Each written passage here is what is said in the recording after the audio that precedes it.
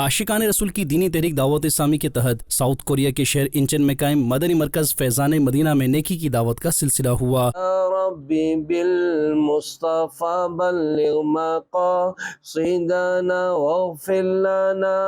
ما مضى يا وسيع الكرم مولاي صل وسلم دائما ابدا على حبيبك خير الخلق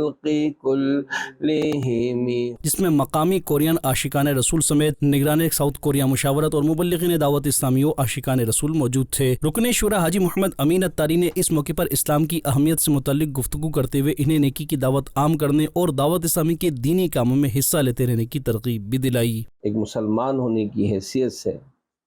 یہ اب ہماری ذمہ داری ہے کہ ہم غیر مسلموں کو اسلام کی دعوت دیں، اور کیونکہ اب کوئی نبی نہیں آئے گا،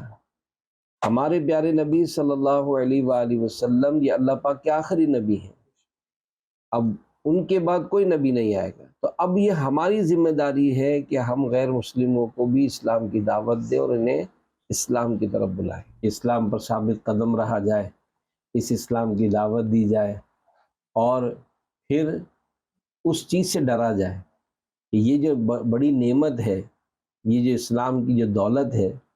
یہ کہیں ہم سے چھن نہ جائے۔ اور اختتام پر رکن شورا نے دعا بھی کروائی۔ اللہم ربنا حب لنا من ازواجنا وذریاتنا قرۃ اعین واجعلنا للمتقین اماما۔ اس موقع پر مقامی کورین عاشقان رسول نے دعوت اسلامی کے دینی کاموں کو سراہا اور اپنی نیک خواہشات کا اظہار بھی کیا۔ مدنی چینل کے ناظرین، آپ بھی نیکی کی دعوت عام کرنے کے لیے دعوت اسلامی کے دینی کاموں میں حصہ لیجیے۔